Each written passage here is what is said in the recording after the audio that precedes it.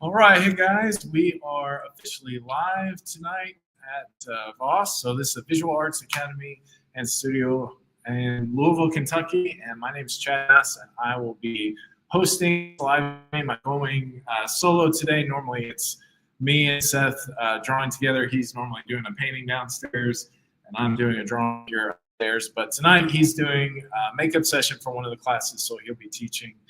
So I'll be riding solo tonight. And so, yeah, so I'm going to be working on this large drawing that I've been working on the last several weeks and months. And I call this an apocalyptic landscape. It's basically about 3.5 foot by 6 foot drawing. I'm using graphite and charcoal. And yeah, I'm in the middle working on this.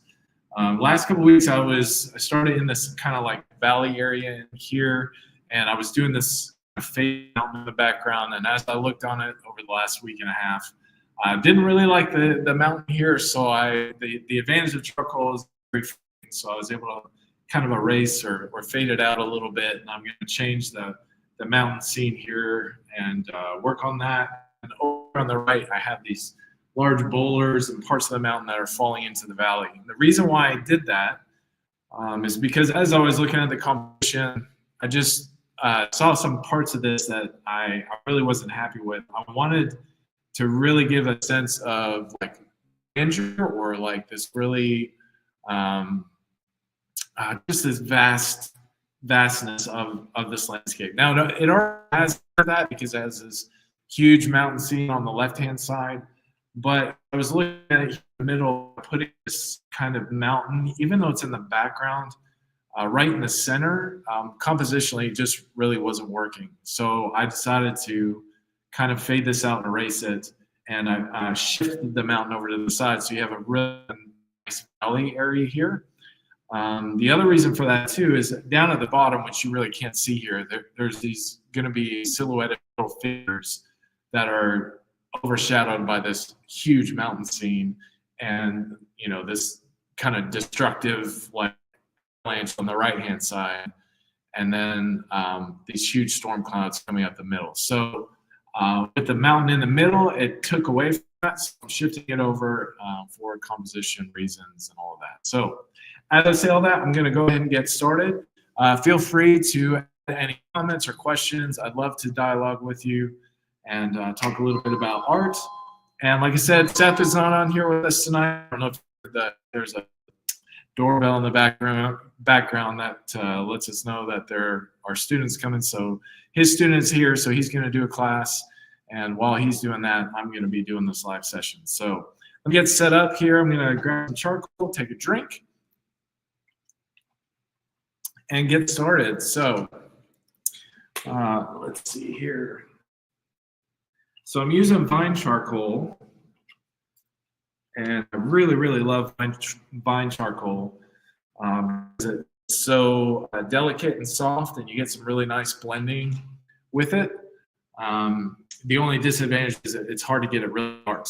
This would be like if you were using pencil, this would be kind of like a HB or even an H type pencil. It can go on kind of dark, but you really need a charcoal pencil to get those really nice black, dark grades. So for now, just put in kind of a mid-tone, and then we lift some of it out and add some dark to really show you what the clouds look like. But for now, that's what I'm gonna just do. Start just kind of doing a little bit of coloring in, and then I'll just blend it with my finger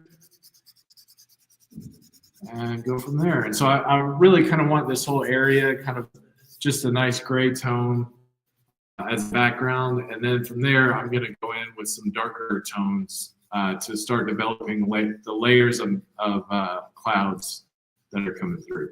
So but yeah, thank you all for joining and watching along as I'm sitting here drawing.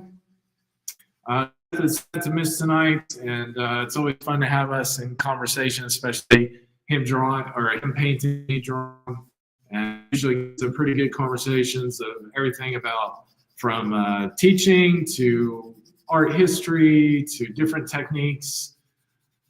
Especially fun because I don't do a ton of painting, so it's always fun to hear his perspective on painting and just kind of the techniques that he uses and his approach to the picture that he's working on, that kind of thing. So, but yeah, feel free to join in, add some comments and questions, and love to have a dialogue with you. I hope you guys are having a good Saturday night and doing a bit of drawing on your own. I would love to hear about what you're working on and start a good conversation about art and our process and that kind of thing. So right now I'm just putting in a nice neutral tone, which will serve as the base of our storm scene here. And like I said before, when I started this drawing, I started using graphite. I started with a pencil, but what I noticed was as I got into some of the darker areas, one of the problems with graphite is that it leaves a really nasty shine that sometimes it's hard to kind of combat.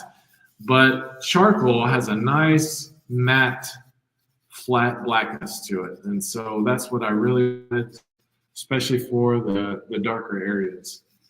As I'm approaching this cloud scene, I'm not trying to be like super uniform with how I'm laying in these tones, because as with clouds, they have different layers. So if there's parts of this that the graphite or the charcoal is a little bit lighter, that's nice. I use that to my advantage to give the cloud some texture and variety, because that's really what I'm trying to do here. Because as the clouds come over this mountain scene, I want it to be quite dark and ominous, and really kind of like almost like crouching over the mountain. And then there's going to be some kind of like hail or some kind of something falling from these clouds. And I need a lighter background behind that so that when I put those in, those will really stand out. So it's going to be an interesting balance between darks and lights and grays. I don't want them to be too flat because I want a lot of variety in these clouds. I want them to be really interesting and engaging to look at. So right now I'm not really using like a set reference. I don't have a picture of these storm clouds in front of me. I'm just kind of playing around with tones, which can be a little bit make you a little bit nervous. You know, you don't know if you're gonna kind of put the wrong tone in the wrong place or mess it up or whatever. But that's the fun thing about art. You just can play around with this and see where it goes.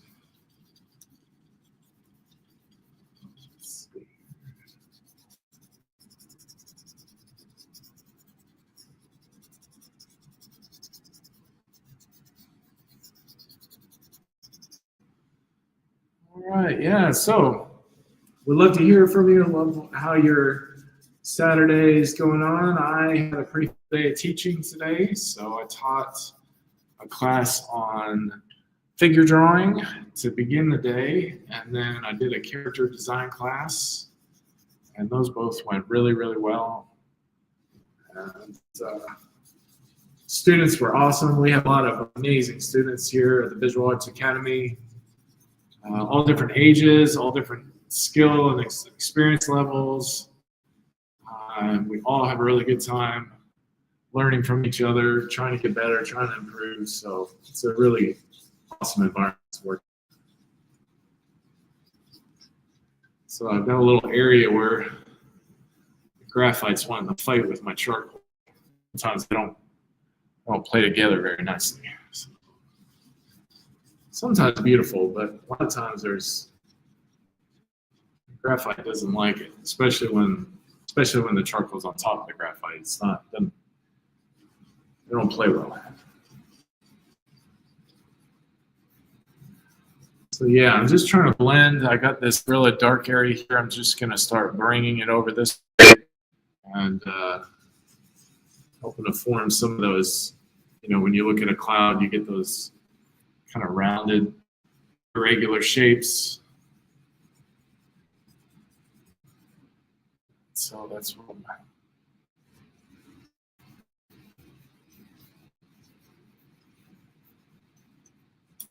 The other thing I'm also thinking about is trying to consider how far the darkness of the clouds are going to go, because I don't want it to just kind of end up in this like flat kind of mass of charcoal and black.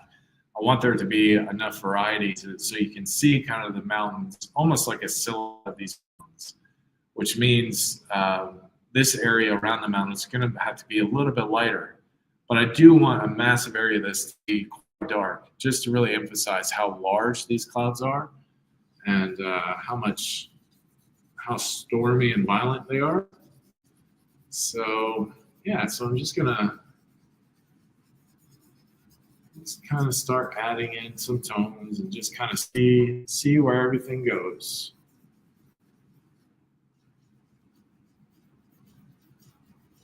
So that's kind of how I work on these larger drawings. Like I have an idea of where I'm going with this, but I haven't really like sketched every little detail out, you know, perfectly or specifically. Maybe I should have. Maybe I should. I mean, every artist works a little bit differently. But having said that, try different things. So I use some graphite up in this area, so there is a bit of a glare. So that's why I'm kind of looking at it from different angles. That is, as I said before, the disadvantage of graphite is you get a lot of that real nasty shine on them. And sometimes that shine can be so distracting that you can't even see the drawing. So that's a big reason why I switched to charcoal.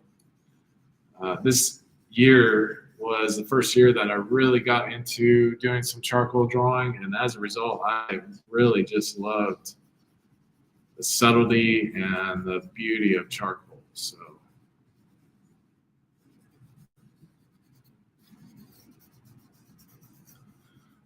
I appreciate you guys tuning in on our live stream. As I said at the start, normally it's Seth and I will get on here together and enjoy a little conversation about art process, art techniques, art history, those kind of things. But tonight he's doing a makeup class with one of our students, so I'm covering here for our live stream tonight.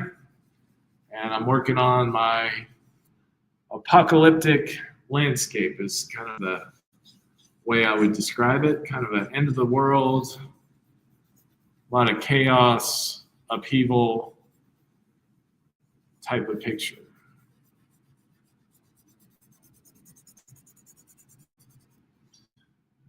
So right now I'm just laying in some of a grayish tone, putting in a little bit of indication of some clouds, some of the variation that you'll see.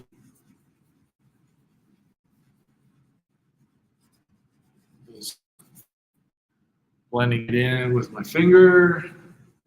I'm trying to take away any kind of recognizable marks. I don't want it to look like a drawing. I don't necessarily want it to look like a photograph either. I don't really have the level of skill to be able to do that. So right now I'm just looking more towards giving it the essence of what a cloud is rather than the specific cloud.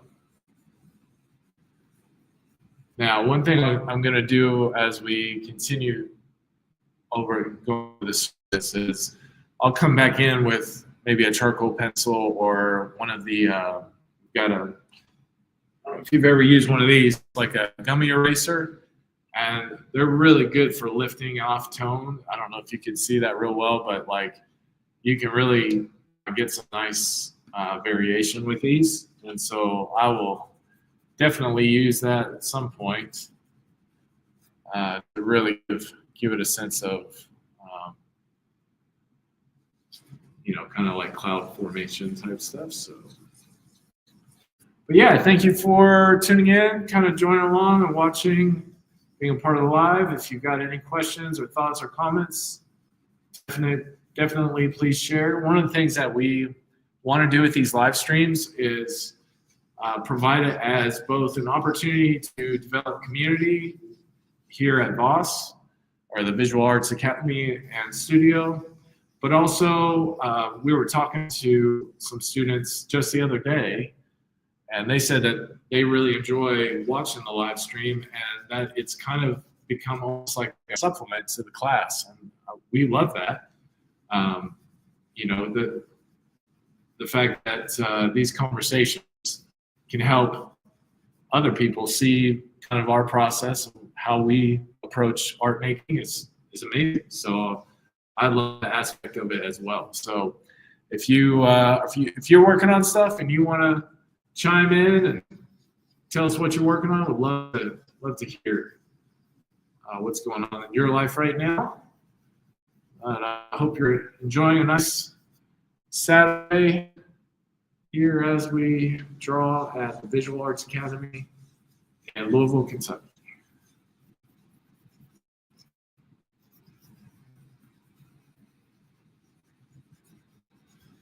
So right now, just continuing to add in some lighter gray tones, blending in the charcoal, make a nice soft transition, soft gradients. And hopefully at the end of this, we get some really nice storm.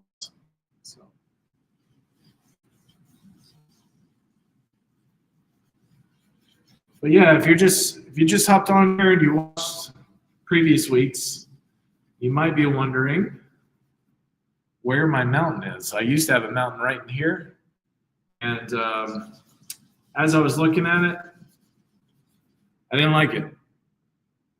I didn't like where it was. I didn't like the position of it. It wasn't really helping the overall picture, so I got rid of it. And I moved the mountain, moving it over a bit.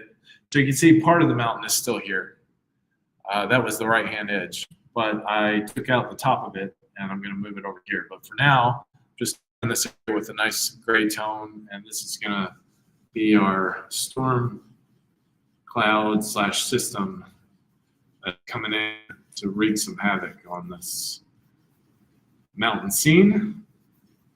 And part of it, and I was explaining this a little bit earlier when I first got on, part of it is I really want this whole area to be a nice, huge valley. And there's some figures down at the bottom, and they're kind of looking out and up at this valley.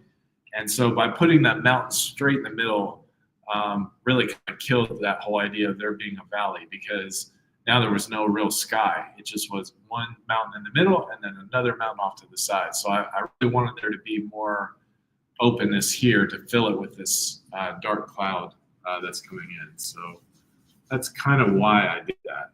So now I'm just trying to decide what the bottom edge of this cloud is gonna look like. That means this area in here, I'm gonna try to get as even as I can.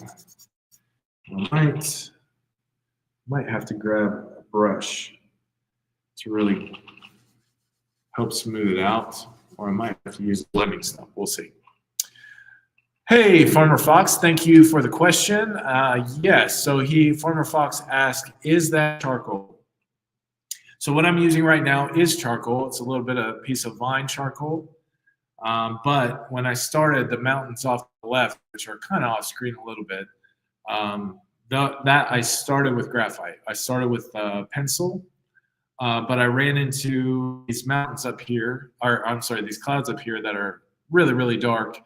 And part of the problem of graphite is it leaves this, especially the softer leads, leaves this really distracting shine to it. But the charcoal offers you the same kind of black, but it's like or dark tone, but it's a matte tone. So gets rid of that shine. So I decided from that point on that I would probably do the rest of it in charcoal. I might get out some more graphite when it comes to some of the details on the mountain over here. But yes, long answer short is that yes, I am using charcoal right now. Thank you for the question. That's awesome. I appreciate that. Always love interacting with people as I'm drawing here.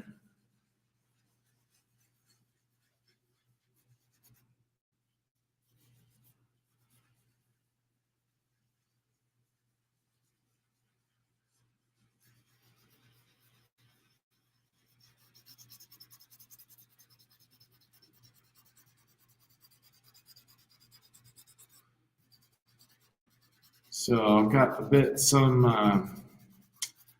of circular design. Do you find it harder to work with?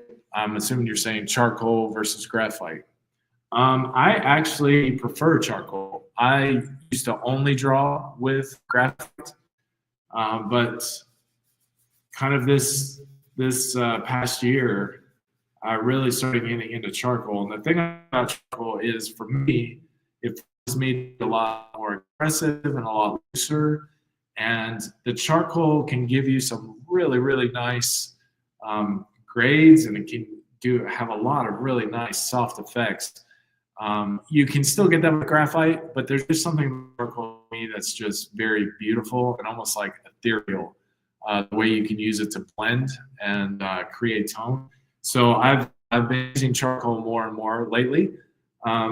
But like for my work, for example, on these large drawings, charcoal is really good. But I also do some comic book work and illustration of that type, and that requires a little more precision. So in those situations, I definitely like graphite. But for these kind of drawings, I'm not trying to be hyper photorealistic, and so I like that kind of atmosphere that I can develop with the charcoal. But yeah, I wouldn't say it's harder. It's just different. It just has a different. You take a different approach with charcoal than you would with straight up graphite. And I feel like with charcoal, I take more of an approach that a painter would take when it comes to making artwork than strictly a draftsman. So I do like the way it forces me to think differently about the process of making art as well. Great question. Thank you. Really appreciate that, Farmer Fox. Thank you for being a part of our live stream. So right now, I'm just trying to get a really nice blend and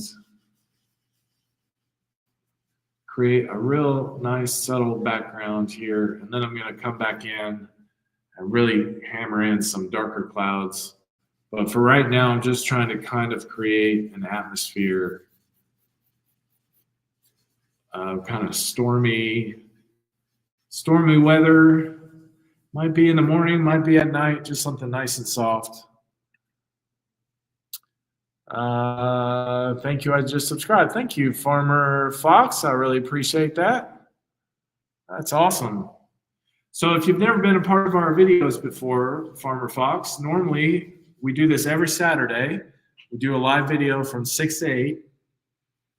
And it's usually both myself and Seth. And Seth is the co-founder of our academy here in Louisville, Kentucky. We are currently at the Visual Arts Academy and Studio. And this is a school that we started for, well, it's not really an official school, it's an academy for artists of all ages and experience levels and hopes and dreams and plans, all their own desires, the way they want to grow as an artist. We try to accommodate for everyone. And so we started doing these videos as a way to build community here at the Visual Arts Academy. And then also, as we've been talking with students, it's been kind of like a supplemental part of their education. They really enjoy listening to the conversation. So yeah, Seth will come on, and he's doing a painting. So we have 2 levels in our building. So I'm upstairs, my studio's up here on the second floor. And I'm mainly drawing, charcoal, graphite, those kind of things. And then has a studio downstairs. And lately he's been working on 2 oil paintings. And he's using 2 different methods. And so he could tell you more about that than I can. But yeah, so normally we get on here together. have a nice conversation and talk about our process and what we're doing and all that as we're creating. So unfortunately he couldn't be on the video, but for a good reason. He is doing a makeup class with one of our students right now. So he is teaching right now, and so I'm flying solo, working on this larger drawing here.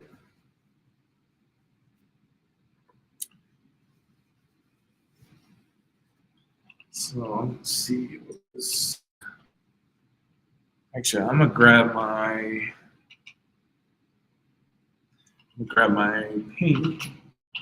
paintbrush. Hold on 1 second.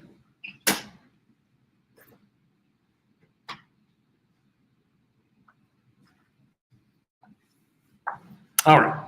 So I like to use a paintbrush. Also helps get some nice blends, especially those kind of stubborn areas.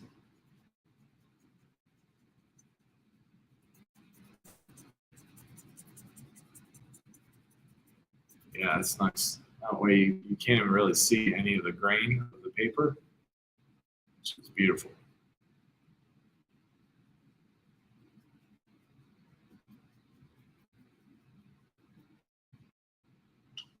So yeah, so thank you all for watching from different platforms and different areas. Really appreciate it.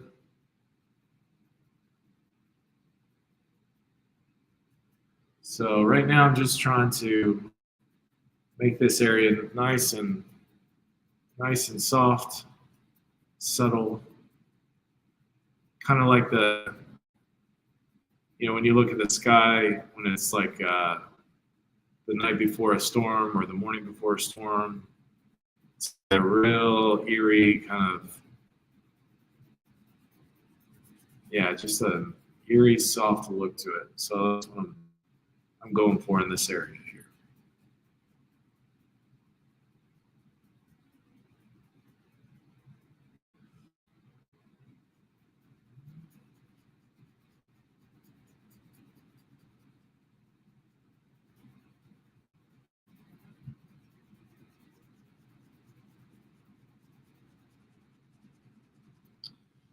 All right.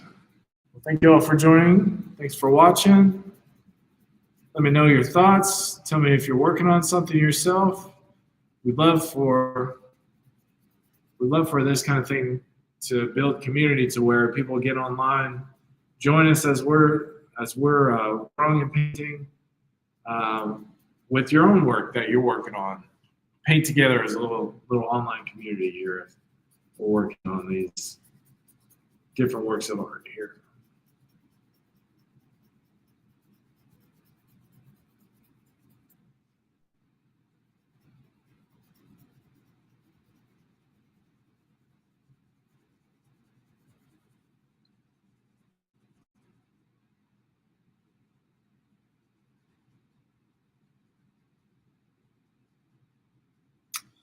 Yeah, so just thinking about my day today. Went as I was mentioning before, I was teaching 2 classes today. So we did a figure drawing class today, and it was our first week, and it went really well. The students were super excited about the subject, and I really look forward to getting into it. But today we started with just simple gesture drawings, and it was kind of funny. I was kind of making a joke that pay the money to take the class, and I just taught them how to draw stick figures. So, but in reality, all your figure drawing is based on how well you can do a gesture drawing. So if your gesture drawing is off, if it's not that expressive, if the proportions are off, then it doesn't matter what you do to the rest of the drawing. It's going to be it's going to be what you want it to be. So yeah, so we practiced drawing stick figures, and then we practiced gesture drawings, and we used some photographs to draw from. So that was a lot of fun. We looked at different positions like running, sitting, crawling, jumping, those kind of things. And we talked about how when you do a gesture drawing, it kind of looks like a mini skeleton a little bit. And yeah, so we did that. And then I always like finishing the class by having them draw from the masters, which is always fun. So I have them draw one of the figures from Michelangelo's Sistine Chapel, which is always quite intimidating and funny to see the reaction, especially on newer students or more inexperienced students, watching them kind of squirm a little with a difficult drawing like that. It's always good. So it's fun.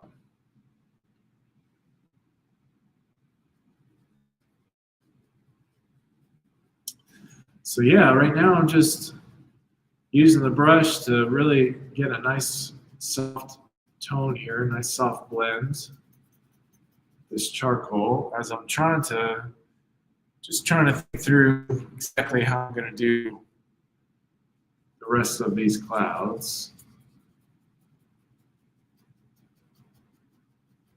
So I kind of marked in where this other mountain's going to be, kind of in this area here. I'm wanting this gray to kind of move over here. But I want to be careful that I don't lose the mountain. And so just being a little bit cautious right now, but we'll see. All right, so let's continue on here.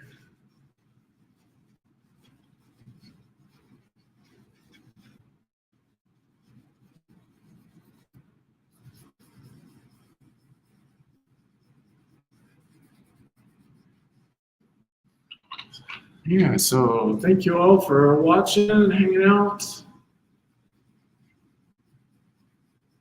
And I have a very different personality than Seth. If you've ever watched this before, Seth is very outgoing, very extroverted, and uses a lot of words. I am very much the opposite when it comes to that. So I'm usually pretty introverted, and I usually don't use a lot of words unless I have to. So sometimes these live streams are a little bit challenging because you have that feeling like you need to be talking.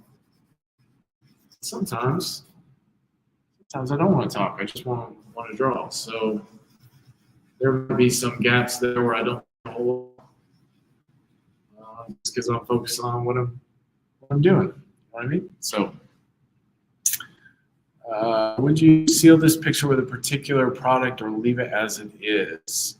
Thank you, Farmer Fox. So that is a great question. I will probably spray this with a fixative just to keep the charcoal from like fading and smudging and that kind of thing. But beyond that, I mean, I don't know what other kind of sealant I would put on there. Definitely not a varnish or anything like that, but maybe spray fixative would just help protect it. I don't even know how I'm going to frame this thing. This is like 6 by 4 foot or 6 by 3.5 foot. And it's super expensive to find a piece of glass that big or a piece of plexiglass that size. But the danger of that too, if it's touching the plexiglass, sometimes it can rub off some of the charcoal even if you put fixative on it. So I probably won't put any kind of glass on it. I'll probably frame it. I'm going to attempt to make the frame myself. I'm trying to learn how to do that. It's a bit cheaper than bringing it to a professional. Now, the downside of that is they have a lot more experience. Probably make a frame that looks a lot nicer than I will, but I'm going to work on it and try and get my skill up to that level. That'll save me a lot of money. So, and with these drawings, like there's different approaches. I mean, you could have a nice like simple frame and then literally just hang it on the frame with clips or with a magnetic bar or something like that. I don't know if I want to glue this to anything.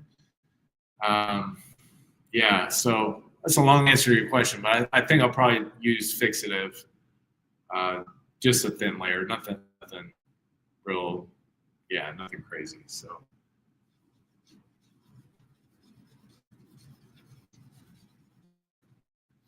So yeah, thanks for the question. I appreciate that. I just enjoy interacting with everyone.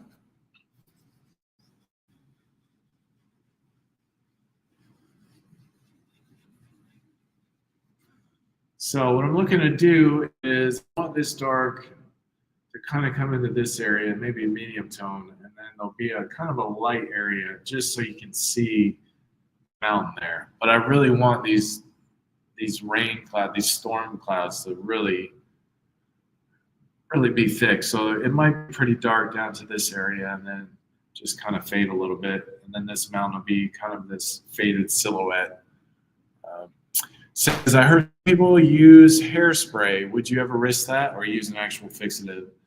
I've never used hairspray. So what I probably would do is maybe a smaller throwaway drawing that I'll never use, or just get a piece of paper and like just put a bunch of charcoal on it, just, scribble marks or whatever, spray with hairspray and see how that works. But I would never risk like something I've never used before on a drawing like this.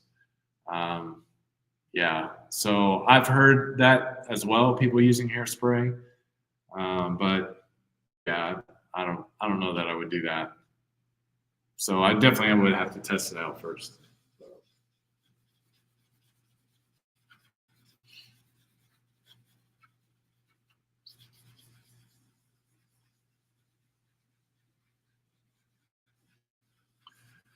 But as well, this is like I've not previously in my like art practice, I've not done a ton of large drawings like this. You can kind of see behind me, there's a large drawing. That was the first drawing I did of that size. That's a portrait of my wife behind my head there. I did that last summer. That took about, I don't know, three and a half months to draw. And I did not spray that one with fixative. I probably should have, because some of the areas seem to have faded a little bit.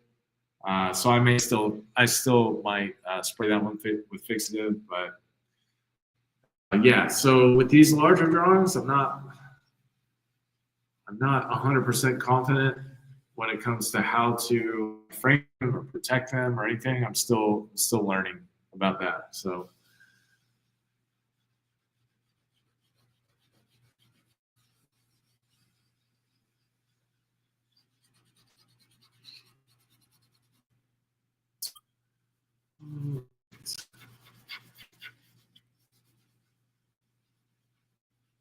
So we had a figure drawing class, and after that I had a character design class, and it was first class for that as well. So usually when I do a class, I'll start with an intro.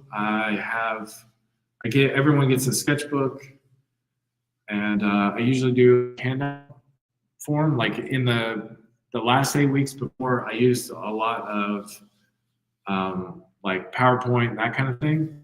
But I just found that was more distracting as a teaching method when it comes to drawing. So I went to the old school handouts.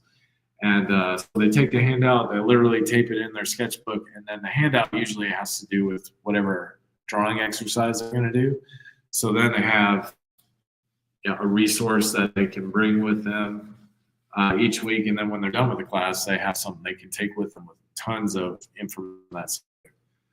So when we did the character drawing class or character design class today, I always start out with an intro. It's kind of everyone shares who they are, what they like, what kind of characters they draw, those kind of things. And and then they had several exercises. So the first one was similar to the figure drawing class, where we just talked about like gesture drawings and looked at like the old Disney style of character where they would use literally like a gesture drawing, except for a little cartoon character. So I showed some early character sheets, reproductions from Disney, Mickey Mouse and Daffy Duck and those or Donald Duck and all that. And we talked about like character proportion and, how you measure according to the head, the head size, and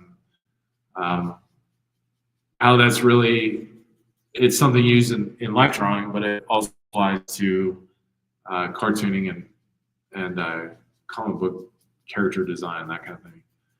So yeah, so I had him do a couple pages of just like expressive stick figures, which is so funny because once again, I was like, you know, sorry guys, you paid all this money for this class. I'm just teaching how to draw stick figures.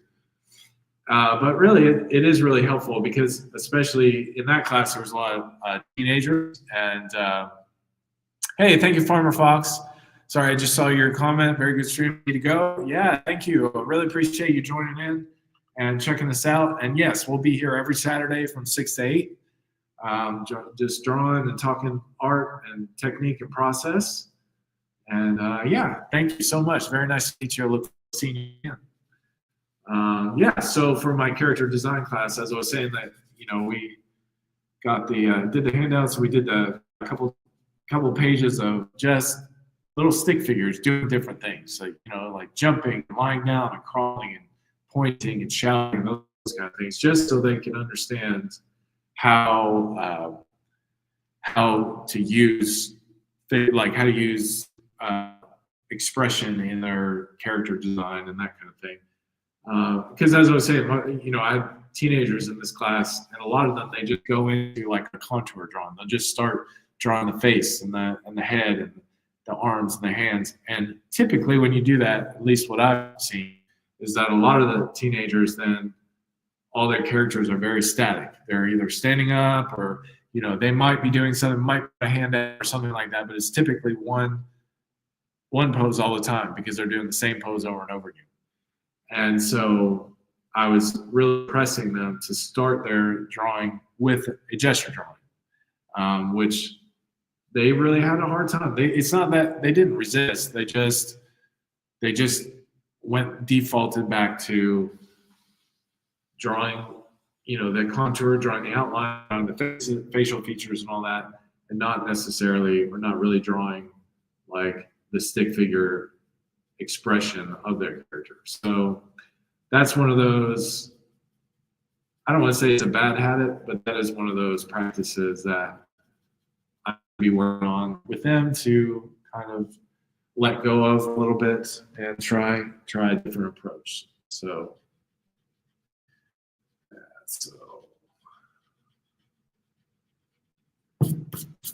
here what I'm doing, I'm just trying to give this mountain edge a little bit of definition.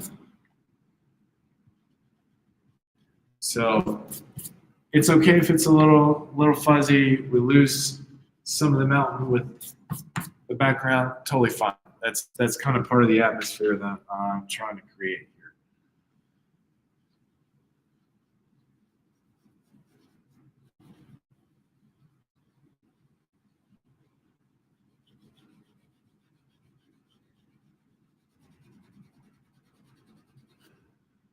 All right. Well, once again, thank you all for joining with us, checking us out, leaving comments and questions. Would love to hear from you. Love to hear what you're working on and how things are going for you on this Saturday night. And right now, I'm just working on this kind of background area. This will turn into some nice dark storm clouds overshadowing this valley. So right now I'm just trying to create that first undertone for these mountains, dark clouds over the mountains.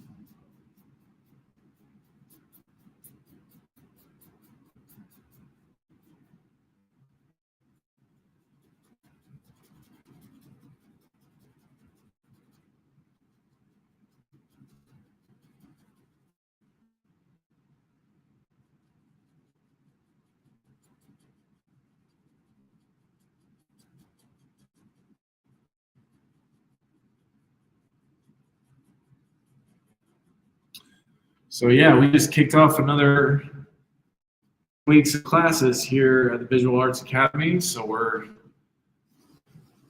getting to meet some new students and getting the 8 weeks kicked off this week. So I am currently teaching 6 classes, which are awesome. I love to teach and invest in others to help them grow and develop as an artist. And so that's a lot of fun for me. So I'm really excited to be here, really excited about students this year. We've got some amazing artists that have come to study with us. So I'm honored and privileged to be able to work with so many great people here.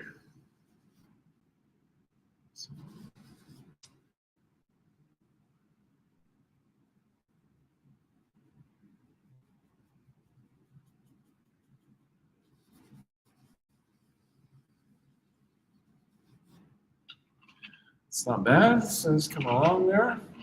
Gonna kind of back up a little bit. So one of the things we talk about with our students is making sure that you're always kind of backing up so you can see what's going on with your drawing. Sometimes you can be so close and focused on your picture that you end up really not seeing what you're drawing. And then you back up and it gives you a sense of how everything's turning out, what the tones are, that kind of thing. So yeah.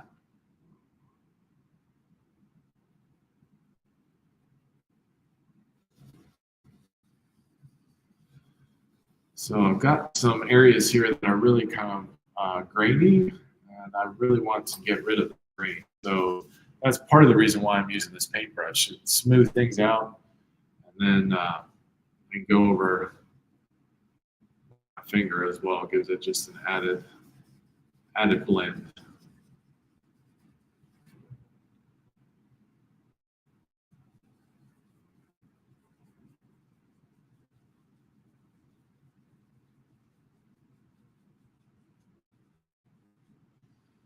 Well, thank you all for watching along. Thanks for the comments. And if you've not been on our channel before, it's normally me and Seth having dueling artworks. He usually does the painting and I usually do the drawing, and then we have a pretty amazing discussion just about art and what we're working on, techniques. Sometimes we get in a great conversation about art history, culture, those kind of things. So he was not able to come on tonight. He's working with a student doing a makeup session, and so I am riding solo tonight.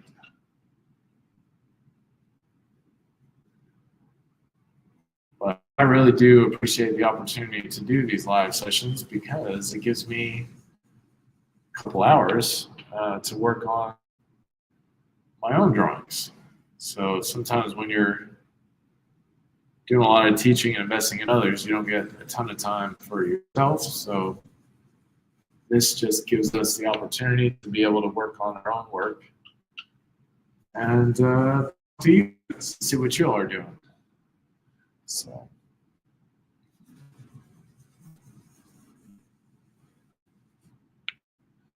Yeah, I'm just trying to figure out what I'm gonna do. What I'm gonna do with this. So a lot of times making art is simply a series of decisions is really what it is. Do I make this mark? Do I make that mark? Do I put this there? Do I put it there? You know, it's really is just, if you broke it down on its micro level, it's just a matter of decisions, lots of little decisions. Now, of course, you could say that about anything, and it doesn't mean a whole lot, I guess. So, like, for example, I enjoy playing chess. I'm not great at it, but I do enjoy it, and that's the same thing. It is a series of decisions. And the reality is some people make better decisions than other people, and they end up winning games. And I unfortunately make poor decisions more than I make great decisions. So my winning average is not all that great. My rating's not that great. But that is essentially what it is. And that's the same with art. You're always just evaluating, reevaluating, trying to decide how to approach something, whether it's material, subject, composition, marks, whatever it is. It's always a series of decisions. Sometimes you regret those decisions and you got to make a different one, make some adjustments. Other times you make a decision and it turned out a way you never expected. So that one part of art that can be both exciting and scary, because you definitely have in your mind desire to do, at least I do, desire to do something that, you know, is good, it's intentional, looks good, and that kind of thing, and other people enjoy it.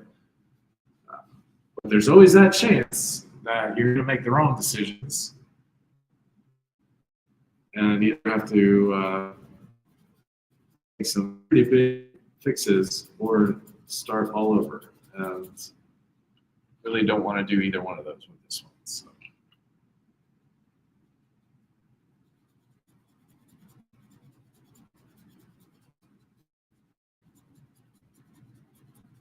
Here in this area, I want there to be darkness. I want it to really feel like there is this storm over these mountains, but at the same time, I don't want to necessarily lose these mountains.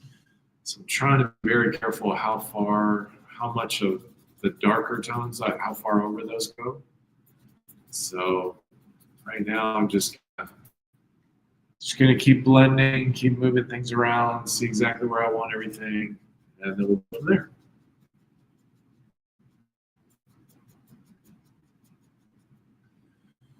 So yeah, so this 8 weeks is pretty exciting for me. So I'm teaching drawing from reference casts class, which I really love because that gives me an opportunity to teach some of the basics from like a drawing 101 class, but there's a lot of immediate application. So, you know, for example, the first week we talk about some drawing 101 stuff, like, you know, the different grade pencil and what those look like when you shade with them, and how do you blend them, and how do you layer and get some really nice tones, and you know, all that really kind of foundational drawing techniques. We'll talk a lot about that. And then like this coming week, we'll talk about measuring, like how do you measure a cast like as you're drawing so that you get the most accurate representation of that cast as you can. And so talk about different methods like using the graph method or the grid method, or using a plumb line, or using your pencil and measuring, or using a freehand and I call it, or I've heard it called, and I kind of like the word triangulation, or in other words, using different plotting points and connecting those so that your drawing looks as accurate to the cast model as possible. And then we talk a lot about different shading techniques. We talk about light sources, whether it's a primary, secondary. We talk about reflective light, highlights, shades and shadows, midtones, dark tones, all of those things. And we look at how you can use different pencil grades to reproduce those tones on a paper and make your drawing look as accurate as possible.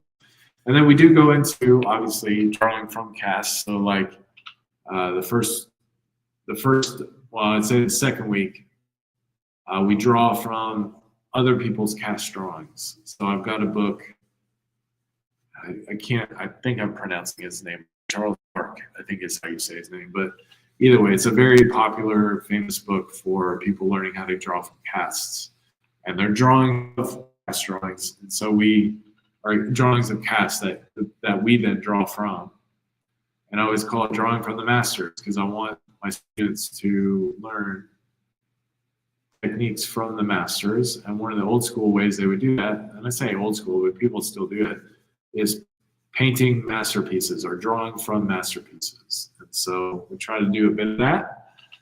And then we move into actual casts. So we spend a couple weeks drawing. We have some casts of eyes and nose and mouth, and so we'll work on that for a couple weeks, and then we'll do hands and feet for a couple weeks, and then we'll do torsos or a full skull or full head if they want to do that instead. So yeah, so that's one class that we did this week, and then I also have a drawing 101 class. So that's a basic foundational course on drawing techniques. And so same thing with that. There's a lot of overlay between some of the classes. But we also, in that class, start with just talking about, different grades of pencils, how they work, how they look, making gradient studies. And then we move into different aspects of drawing. So next week, we'll talk about composition, we'll talk about form versus outline. And so we'll do some contour drawing. We'll break things down into simpler shapes and forms. And so we'll do that. And then the following week, I think we'll do shading. So with lighting and those kind of things. And we'll use some still lifes to really work on that. We talk about textures. So work on drawing various textures. Now, that was a little bit more difficult because there's like an unlimited texture. So, whether it's hair or grass or, brick or cement or whatever, there's all different kinds of textures. So obviously it's impossible to spend a class drawing all the different kind of textures, but we will draw a few examples, and we use different types of mark making to achieve different textures, and each will combine with the things that we've learned before. So we'll talk about mark making and texting. No, we'll talk about mark making and texture. How you get texture with different shadows and different techniques and those kind of things. So we'll do that, and light and dark, textures, composition, perspective. We spend a week on perspective. And on the level 1 class, we usually just limit it to 1 and 2 point perspective. But if there is a student that grabs that pretty well and they're willing to go 3 point, we'll do 3 point. We'll do more expensive and experimental perspective if we need to. Just depending on what kind of students we have. So yeah, and we'll do basic figure drawing for 1 class, and then we'll do different techniques like medium, like charcoal, ink, pastel, those kind of things. And then we'll do final project. And so for that class, final project is a finished still life based on all the different techniques and approaches that we talked about through 8 weeks. So it's drawing 101. So we did that. We did drawing, doing life drawing. So I think I talked about that before, where today we talked mainly breaking down the figure into a stick figure or gesture drawing. There will be a week where that's all we do is gesture drawing. And that week we'll have a model come in and model for us so we can practice our gestures. So we did that, and I have a cartooning and comic book class. That was a lot of fun. I'm pretty excited about that class. So this first week we did a lot of just talking about character design and the characters that we're going to use for our comic strips.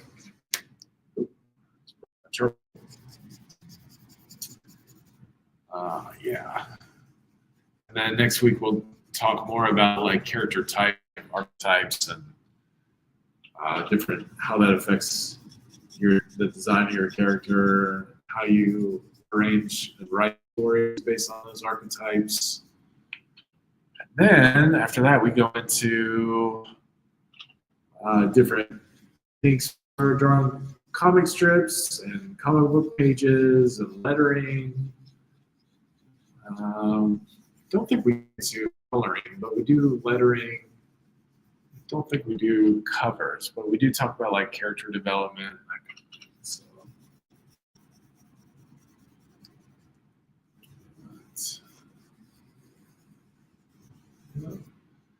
So right now I'm just working on these clouds, trying to get these nice, soft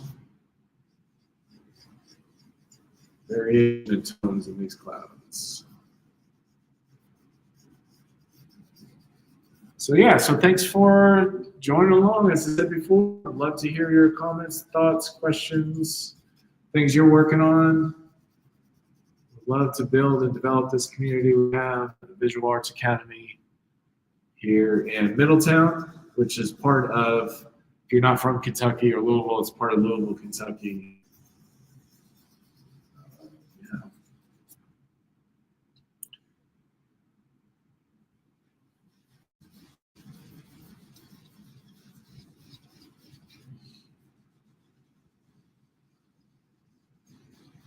So usually how I approach this is, I'm trying to create this nice light underdrawing at this part here. And then I'll usually go back in over here and blend some more out, just trying to create consistency over this larger area. And I'm pretty happy with having moved this mountain. I had, as I was saying before, I had this mountain right here in the middle, but I'm liking it better moved over here to give this sense of kind of like a big valley here in the mountains. Yeah, I like that a lot more. And then just this idea of these dark clouds coming over this area over here is, yeah, I'm enjoying that a lot. So we'll just keep continuing on, moving this charcoal over and seeing how it goes here.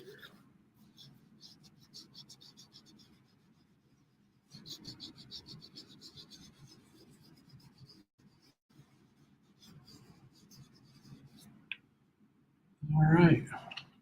Yeah, thank you all. It's good to see so many of you connected to our classes and the families that are involved here. I always appreciate that. Let's get in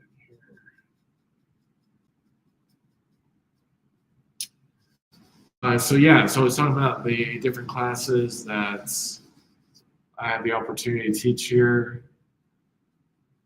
So yeah, talk about the life drawing, the drawing 101, the cast drawing, cartoons and comic books, character design. And then on Thursdays, we have our open studio figure drawing session, which is not really a class. That's more just like the opportunity for people to come in and draw from life. And so we use clothes models, and that helps supplement like the life drawing class, and then really anyone that just wants to work on their figure drawing, they can come in and you have a model there for them. And like I say, it's not really an instructional class, but our instructors are there. So if anyone needs like help or suggestion or anything like that, we're all willing to contribute to that and help you improve. So we have that, and then we do these live sessions, which we really enjoy. It's almost like it does build our community, but it also serves as almost like a supplement to the classes that we offer. It gives students an opportunity to ask more questions or join in different discussion about technique and about art and art history and current state of art, and all those kind of things. So it's something we really enjoy doing here. And as I said before, normally it is me and Seth, but he is doing a makeup session with one of the students. So you get to listen to me just drone about various things. So while I just kind of mess around with this.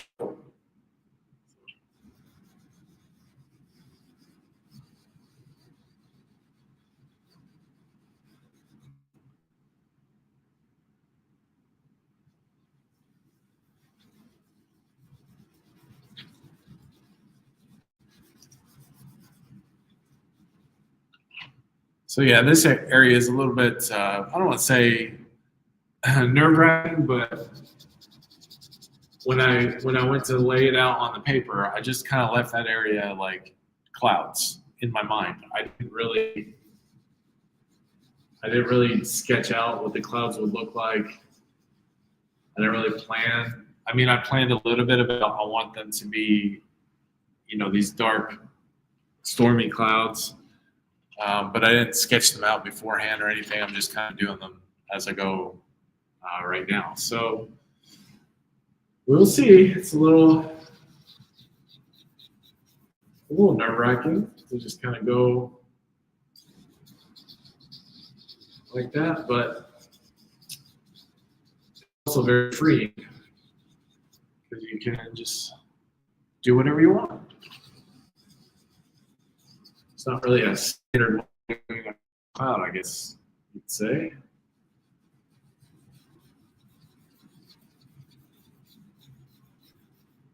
In some sense, there is. You want it to look like a cloud.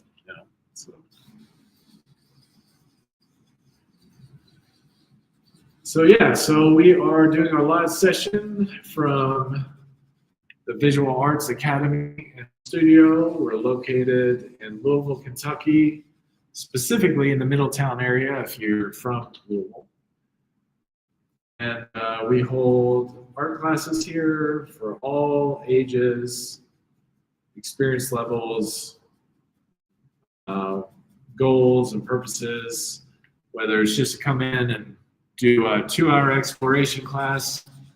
You can definitely do something like that just to get your feet wet, or we have 4-week intro courses where over the course of 4 classes you can be exposed to acrylic and oil and drawing, and I think watercolor. I'm not 100% sure on that. And then we have our 8-week courses where we have everything from, as I said before, oil, acrylic, drawing, cartoon, comic books, various things to study. So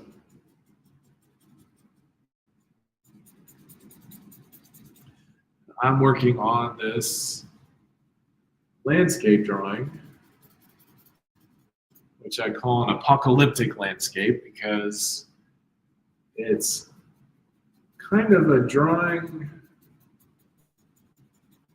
about the end of the world, or what if the world kind of disintegrated and fell apart. I think a lot of people kind of feel that way today in some sense, but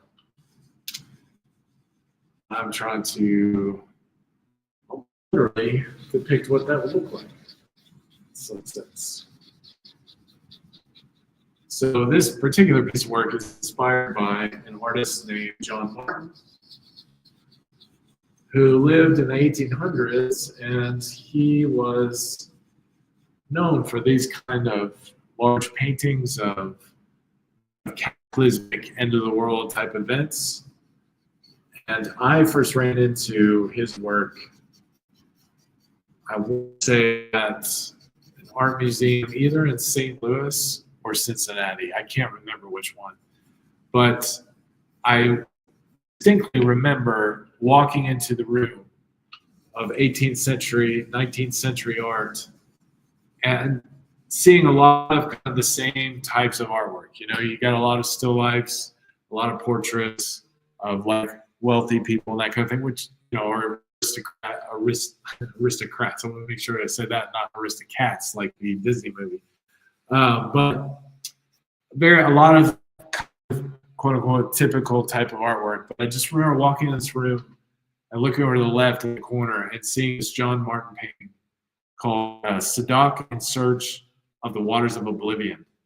And looking at it and thinking to myself, it looked like a science fiction painting that you would find today. I was just so blown away with it to see it in that room. It looks so different, so unique from all the rest of the artwork that I went to the store and found they had a poster of it.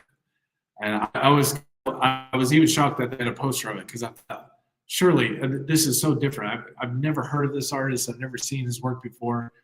I was like, normally you go to the gift store and they have, the Salvador Dali and the Matisse and the Picassos, and they have all the big names like that. And I thought, yeah, they're probably not going to have this one, but they did. They had the Sadak painting in a poster form, and I was like, I picked it up and have been following somewhat his artwork, looking for other examples. There's not a ton of his work out there, and definitely not very many like books or resources about him.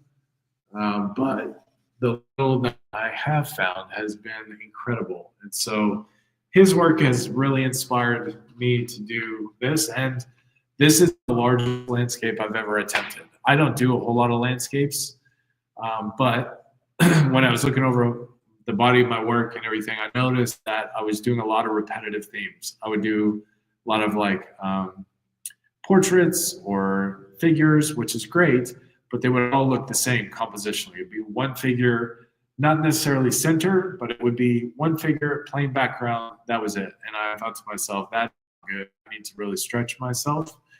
So I had in my mind an idea for this landscape, and I thought, I'm just going to go for it.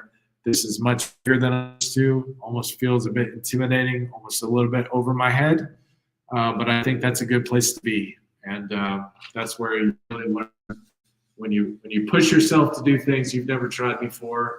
Certainly there's always the chance that it might not work, and you put all these hours into it, it just doesn't turn out that great. But I wanted to go for it. I wanted to at least attempt it. And so that's what I'm doing here.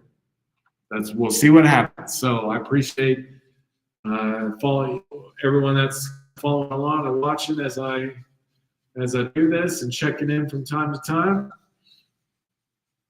It's really, really encouraging. I really love it.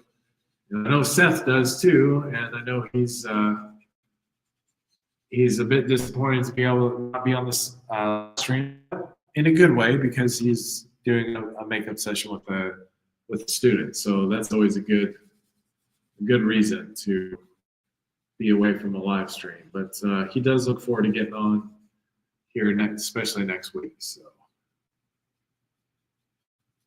but as I said before, I'm just moving this graphite over, or this charcoal over, getting these tones just softly, and moving over to the edge of this mountain. I want to be very careful, very delicate with the tones, especially the closer I get to the mountain, because I do want the mountain to kind of have almost like a hazy, you barely see it, but it's there, and you can see some details in there that really show like this massive mountain kind of lurking in the background underneath the threat of these huge storm clouds. So always keeping that in mind as I'm moving this charcoal around the paper.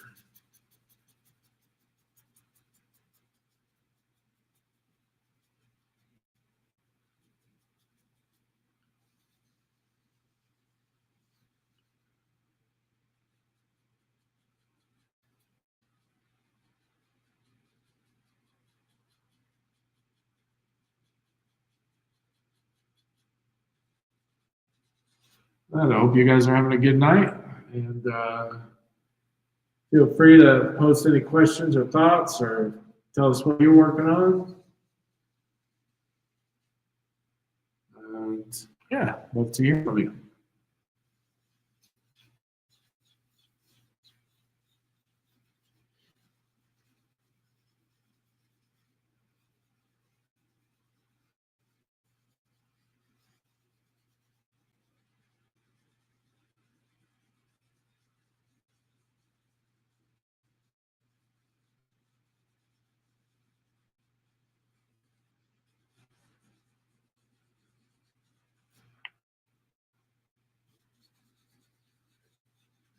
So I was talking before about the figure drawing class, the life drawing class that started this week, and just working on gestures and that kind of thing.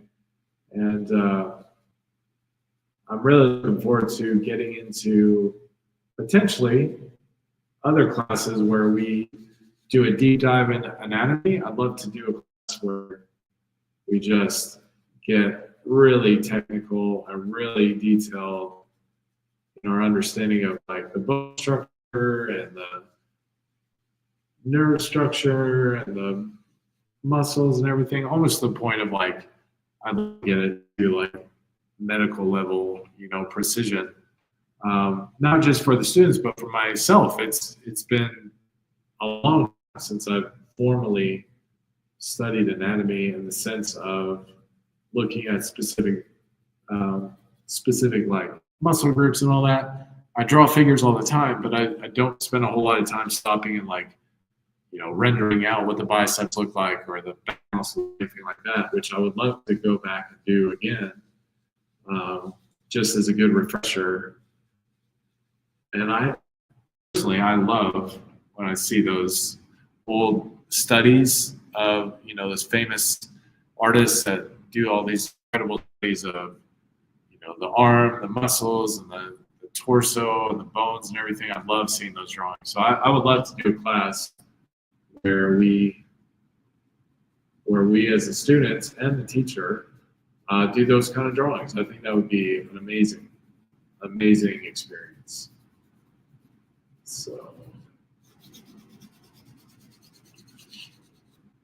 and that's the beauty of our academy, is that we have the freedom to come up with classes like that. Where if there's something that one of the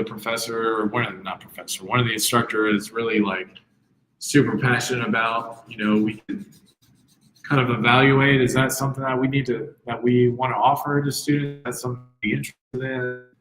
And we have the freedom to be able to, take suggestions. Maybe there's a student that comes along and is like really wants to study a particular thing. That's the freedom we have to be able to do stuff like that. I love that. And so we can gear it towards really anyone. If someone comes in, they just want to learn how to do basic drawing, we can definitely facilitate that. But if someone else wants to come in and want almost like a college level or atelier level study or focus on a particular practice, we can facilitate that as well. So it's a beautiful kind of freedom we have to be able to do any level of artwork or any level of instruction and offer that for people to get involved. That's one of the big reasons why I love being an instructor here and just being a part of this community. It's an amazing thing. So once again, I'm just slowly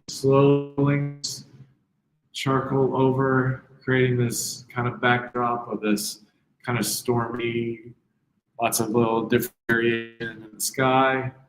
And I'm just gonna build up layers until there's this really feeling of like these really dark, ominous, maybe even oppressive kind of storm clouds.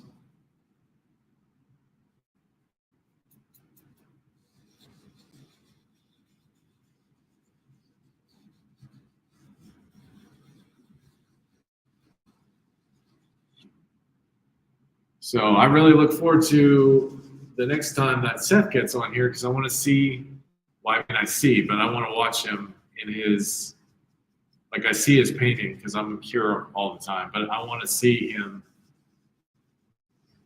work on it and what he's thinking about and what his process is. I love hearing kind of what goes through his mind, because for me, I don't paint a whole lot, so it's always awesome to hear and see what another artist, how they approach art making, and his approach is much different than mine. So that's equally inspiring that we can bounce ideas back and forth of things to do. And I keep telling him one of these times, one of these live streams, we're gonna have to do something where maybe he teaches me how to paint or something, and then that would be awesome for you all to see as well as I hopelessly fail trying to use oils or acrylics, whatever. I have painted before, just not a whole lot. I think my strength and the thing I love to do most is draw, and especially with charcoal. And I started getting into pastel a bit. I do love pastel, and so maybe one of these times I got an itch in my nose, but my hands are all full of charcoal. So if I got charcoal all over my face, that's the reason why. Yeah, I have been kind of experimenting a little bit with pastel, and so maybe one of these times I'll do not necessarily a demonstration, but when we do the live, I'll be working on some pastel wise, so you can see that too. But I'm not a master of pastel at all, so that's something I'm still trying to learn. But I think that would be fun for you all to experience with me as I try to struggle through that. So, but yes, right now I'm just continuing with this cloudy sky, and I'm trying to get this nice kind of eerie backdrop, and then I'll come back in with like darker layers just to really build that cloud across the sky.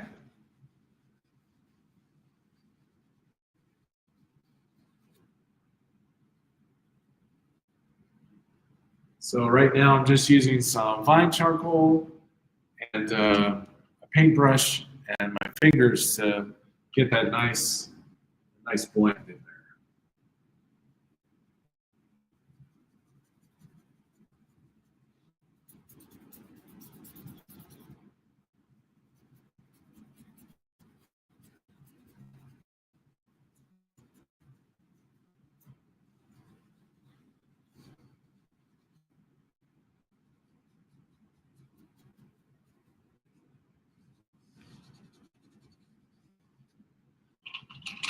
Going back a little bit, see how things are going.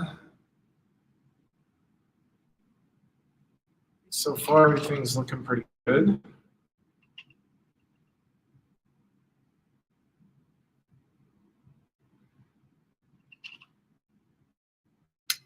I don't know. I might change it. Even I might still change it. I might still get rid of this mountain here because I do like the idea of this nice valley, and I do like the idea of these mountains kind of like crashing in here without really any mountains in the background. I might maybe put a little rise in here a bit. So I think what I'll do is I'll lighten this area up some, so if I need to, I can still put in a mountain. But I do kind of like this big valley because it does give kind of an expansive look. Maybe put, like I said before, a little bit of a rise here. And then that would really emphasize how big these clouds are. And how I think I'm going to do that because especially if you consider these tiny people down at the bottom, looking at these huge mountains and this vast valley just being like kind of imploding on itself, I think will be a really nice look. It's tempting to want to put in some like big mountains here just to really give it that expansive feel, or not expansive, this like, I don't know what I want to say, like this overwhelming, huge grandeur of that feeling of mountains. But I think with these boulders and this mountain kind of toppling in, I think that's enough to really feel this kind of fear of the mountains crashing down on you. And that's the advantage of like backing out and looking at what you're doing. Because when you're up close, you're going to miss some of that. You're going to miss like the bigger kind of compositional decisions that you need to make. But I am thinking about going that direction. So, yeah. Let's do that. So what I'm going to do is I'm going to erase some of this. It's not going to erase perfectly because it's charcoal, but I will be able to lift some of it out and then come back over it and blend it out so you didn't even know like that. So you didn't even know a mount was there.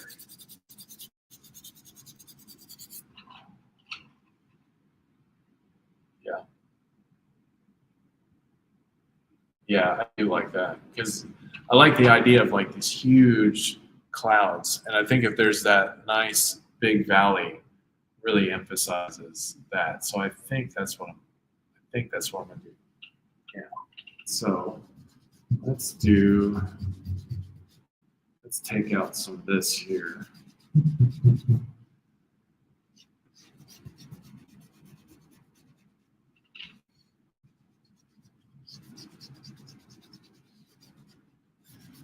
So even though this is not like, taking that out, it's not like super clean, I can use that to my advantage because a lot of this is going to be part of the clouds. So it doesn't really matter. So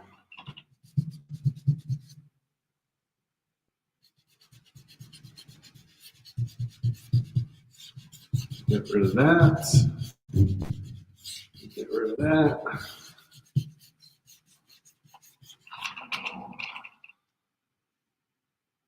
Yeah, I think that'll be nice.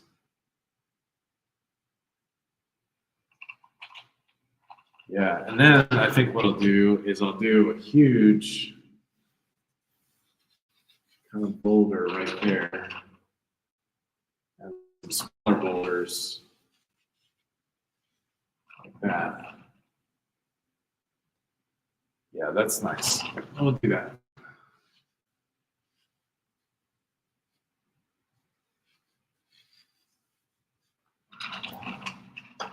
Yeah, that's what we're gonna do. Yep. So there you go. That's kind of the that's kind of the process. You kind of put something out there and then you take it away. And some people are probably a lot more, how shall I say, like specific of how they want to do things. But I'm kind of playing around with this. This is a big experiment, literally a big experiment, 6 by 4 foot experiment. So, yeah, kind of like that. So let's keep going with that.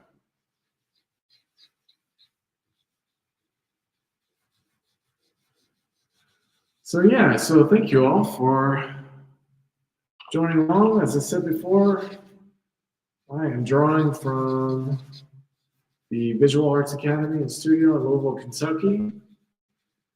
And we started doing this live stream, I don't know, maybe a month ago. In December is when we started doing it. And then we decided to do it every Saturday. And so that's kind of our plan right now.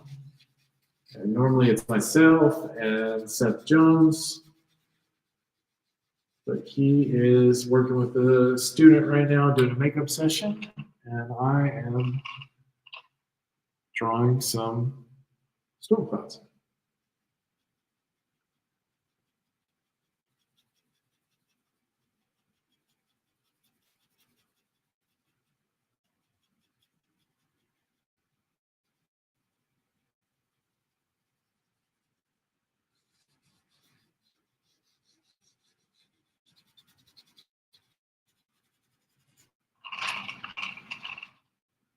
So yeah, that's gonna be, let's see here.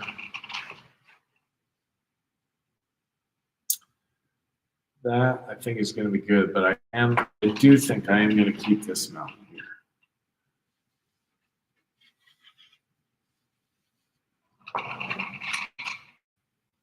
Yeah, I think I will keep that.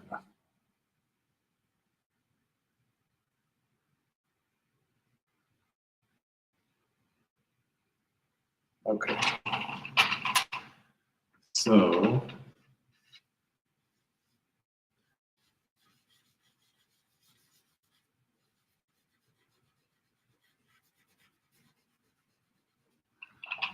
I am going to keep one of these mountains here.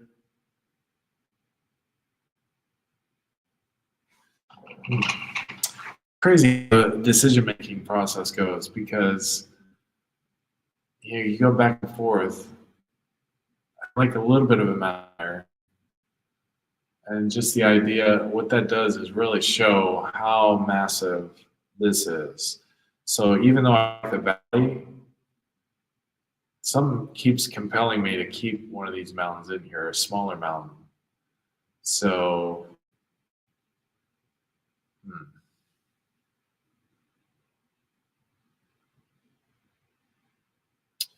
yeah, I think we'll keep this mountain in here. So we'll just create a little bit, a slight, small, or not a small, but a very subtle silhouette of this mountain, overshadowed by these huge boulders and rocks that are falling over. So I think that's what we'll do. So let's put in some shadows, some tones to indicate that this mountain is still here.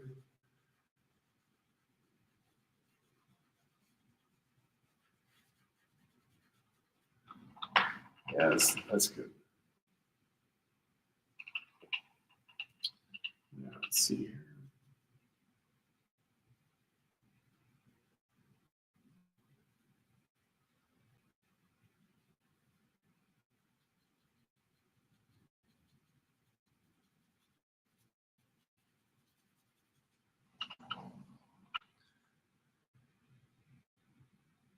Yep.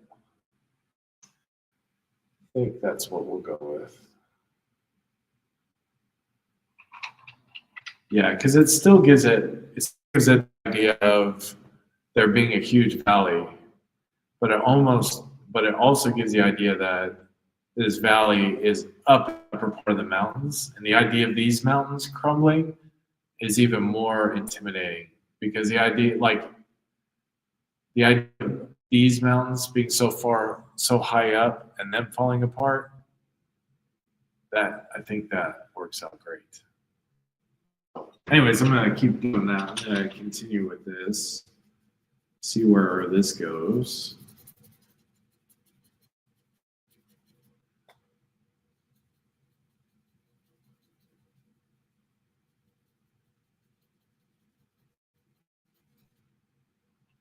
Yeah, that's good.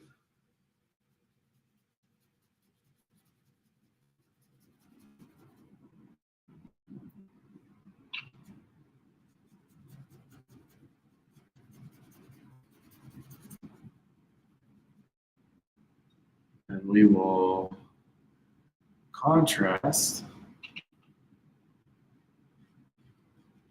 Try to really lift up some of those tones here.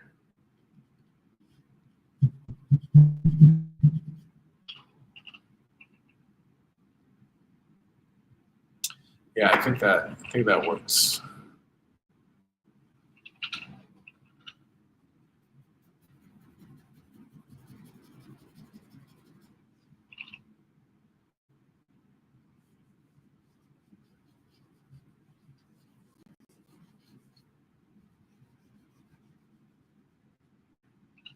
Let's see. Well, thank you all for checking us out. I will be on probably for about another 25 minutes. So if you have any thoughts or questions, I would love to hear where you're from, what you're doing. Hopefully you're drawing as well, or painting, or working on something, because that's what we would love about. That's what we love to see happen with these live streams. That a bunch of people get on and they're all working on their own thing and kind of join together in a conversation about art and technique and method and those kind of things. So right now I'm working on what I call an apocalyptic landscape. It's this huge 6x4 drawing. Right now I'm using fine charcoal. I'm laying in some kind of undertones to this valley picture here. And there's these storm clouds that are coming over this mountain, and really creating this very intimidating, cataclysmic type situation here as this mountain is kind of collapsing and falling in on itself. These huge, dark, ominous clouds are coming over. They're going to be firing down some hail and different types of debris.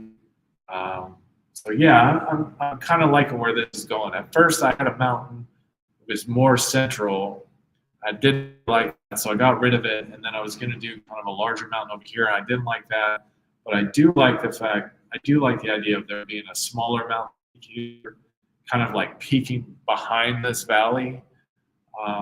So I think I'm going to stick with that. And so right now I'm just putting in some very light tones that indicate that that mountain is here.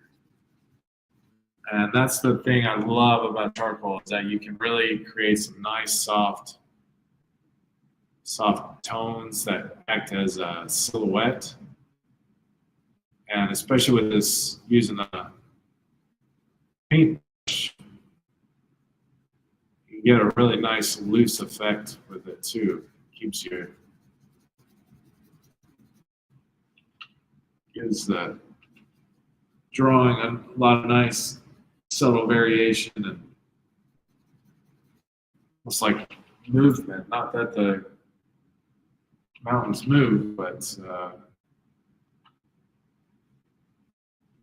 gives a dynamism, I guess you would say.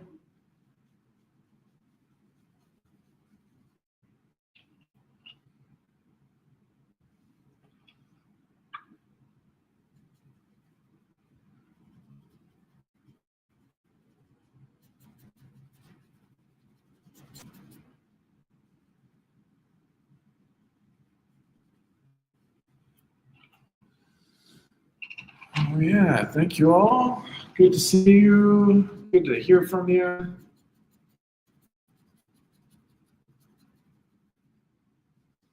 Let me know where you're watching from, what you're working on, as I continue to struggle through trying to figure out what I'm doing with this mountain.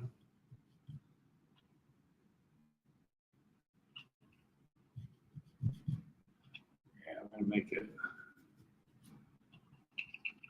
do a little peek there.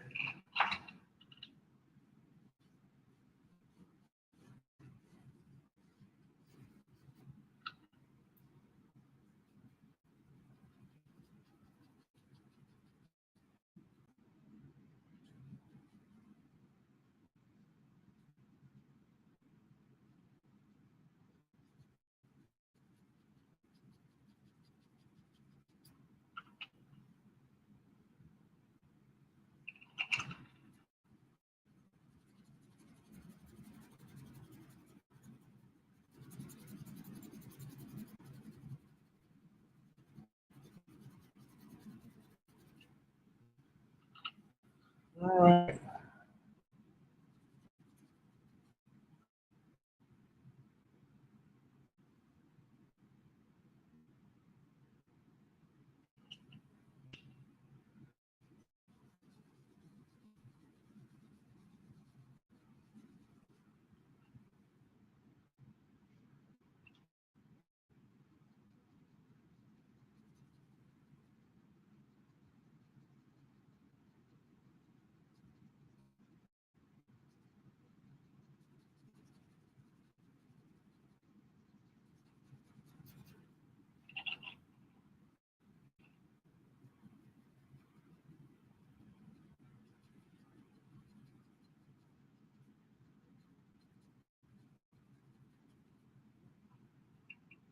Doing a lot of thinking and considering, which is why I'm not saying a whole lot, but I'm just trying to make sure I get this where I want it. So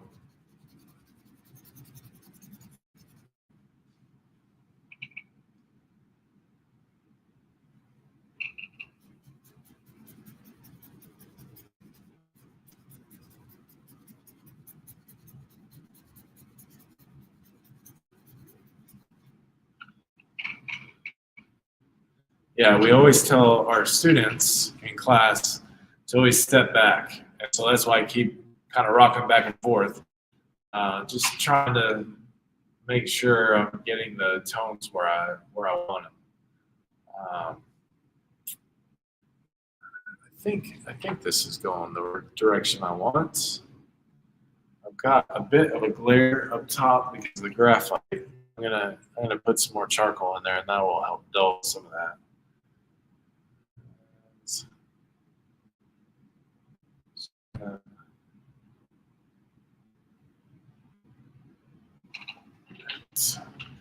We'll start adding a little more tone in this area.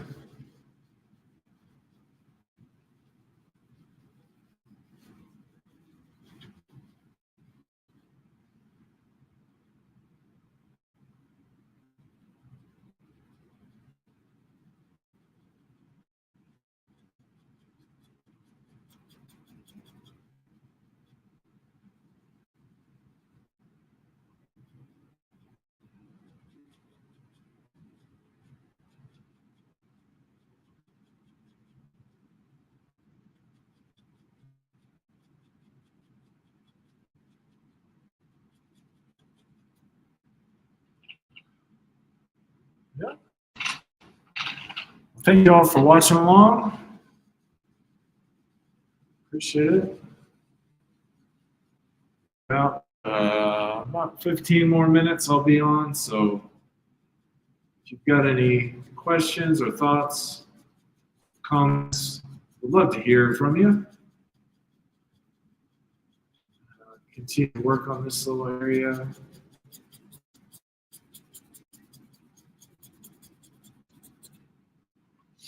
Normally when Seth is on here, I always like to pose a kind of question for discussion, sometimes 2 or 3 in the midst of our time together.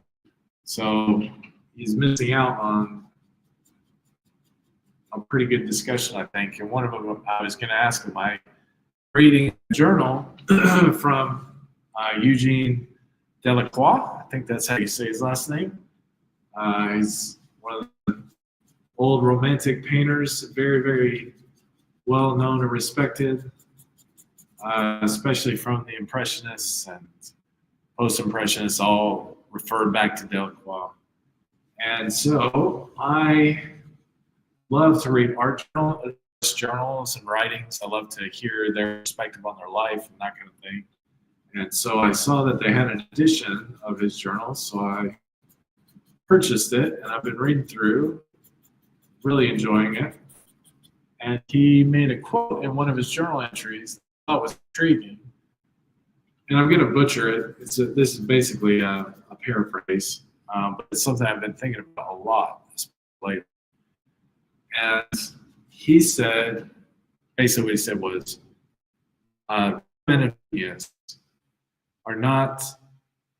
they don't create new things. They're not fascinated with new ideas.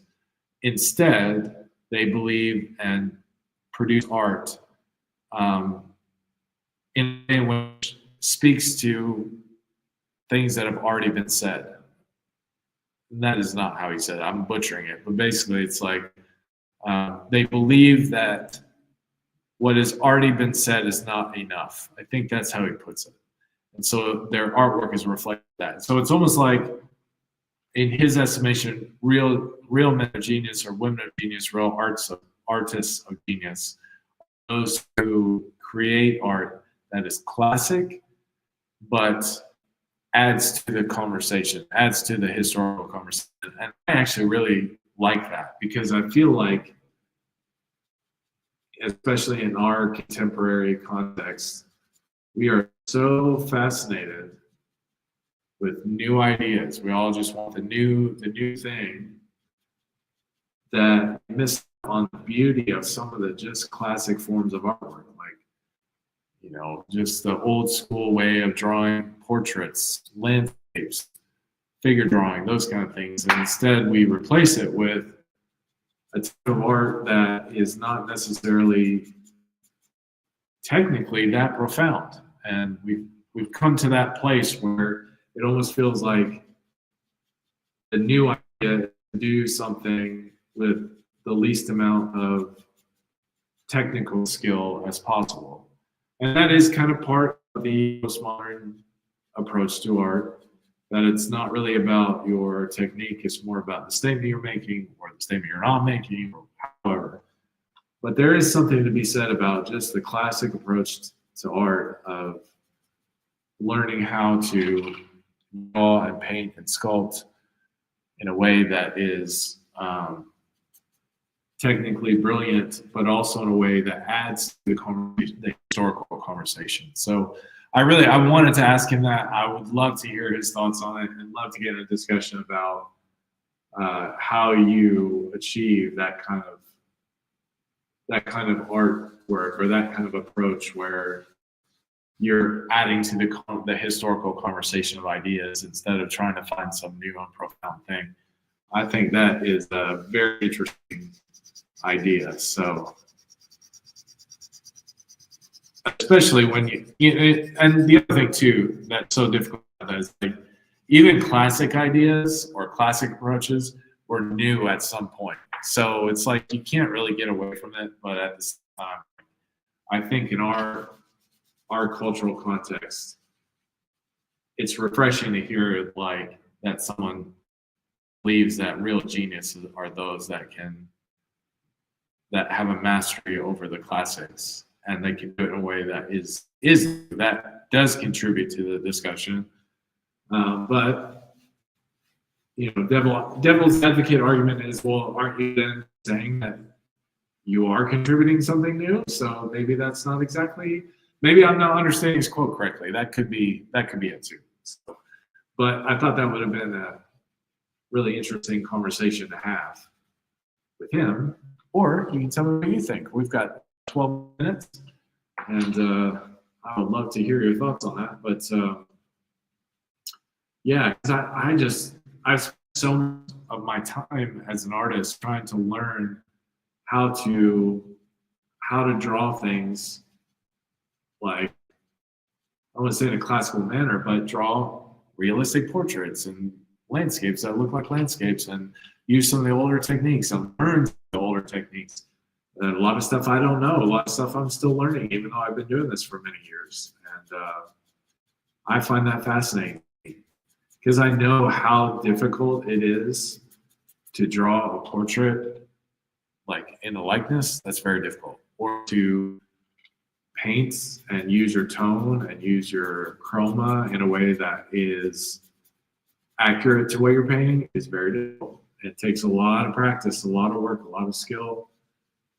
And I have a lot of respect for the artists that have put in the time learning how to do that. And I mean, I don't want to be too like negative or critical of contemporary artists that I think sometimes try to get around the hard work that it takes to learn that stuff by trying to do some profound thing that is really just, no one's done it before because we all thought that was a bad idea, but they did it and they were the first ones, and so everyone then thinks they're brilliant. That drives me up the wall, but that's just my opinion. No one knows who I am, so it doesn't matter. Doesn't matter what I think about that. So, but yeah, I just got a few more minutes here for tonight. So if you have any last minute thoughts or comments or questions, I'd love to hear from you. If not, just enjoy the drawing. If you've subscribed to our channel, I'd love for you to come back every Saturday and be a part of what we're doing here, or come visit us and come check out our classes, check out our curriculums online, what we're doing, kind of stuff we're teaching. And yeah, we're excited to be a part of this, excited to host these live events, and hoping to continue to grow these and get lots more people involved. That becomes kind of a community into itself. So I'm gonna just take the last few minutes here and just work this little bit of sky here.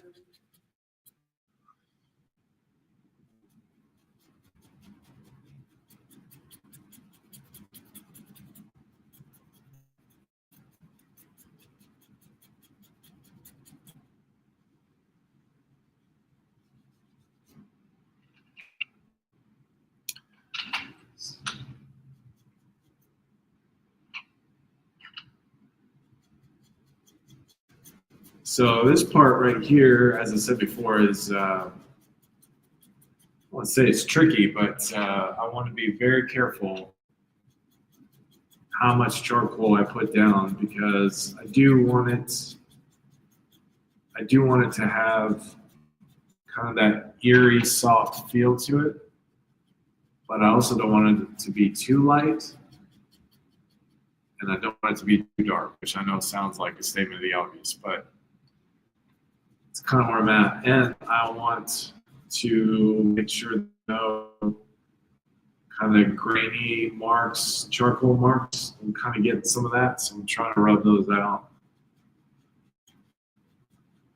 Make it nice and soft.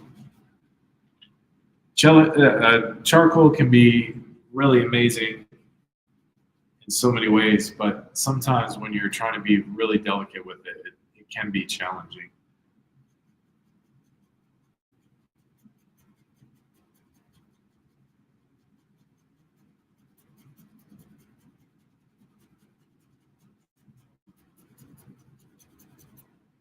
So I am pretty excited about how much I was able to get done tonight. In some sense, I don't want to say it was easy, but it was just an area that I was trying to put in kind of a base layer. But yeah, I'm pretty excited where this is going. Let's see here.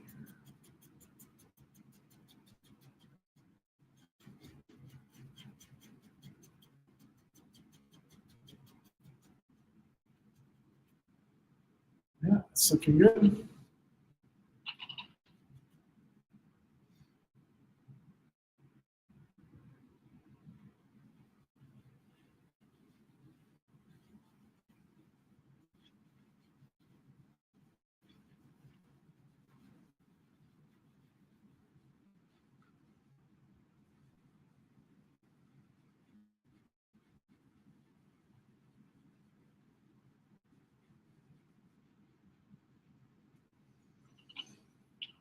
All right, we just got a few more minutes, and I'm gonna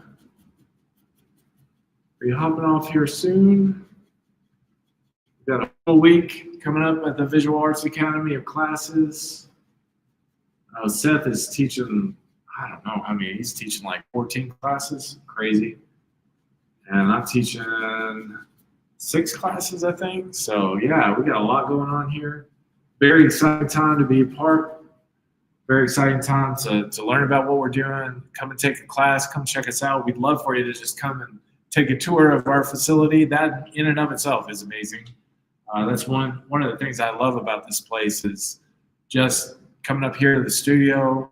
Sometimes when we've got some downtime, it's nice and quiet up here working on some artwork.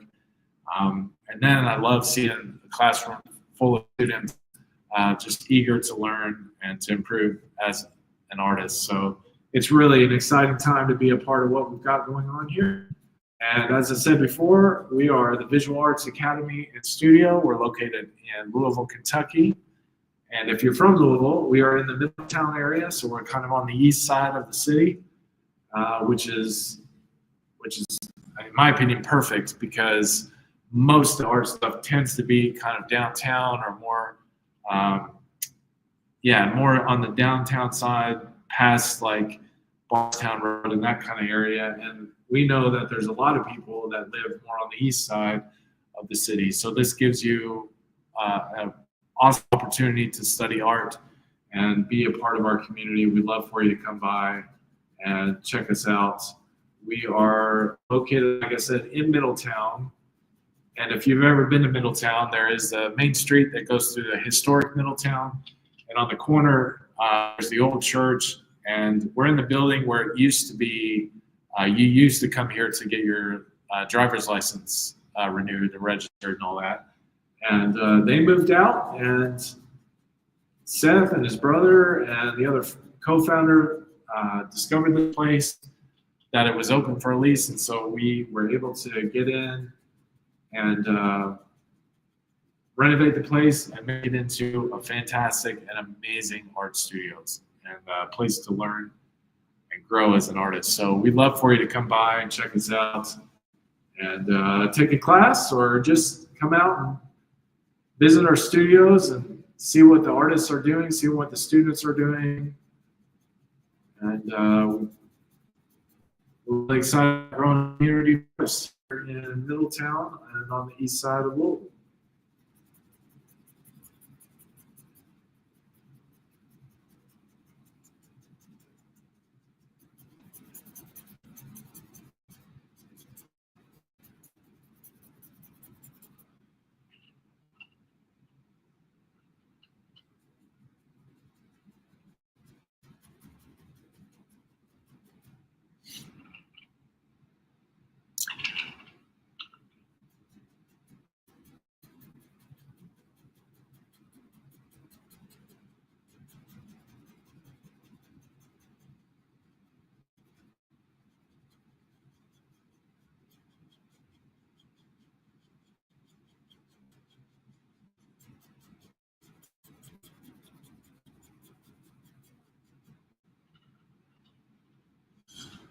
Well, down to my final minute or two. Just gonna put some last minute touches on here, a little bit of extra blending.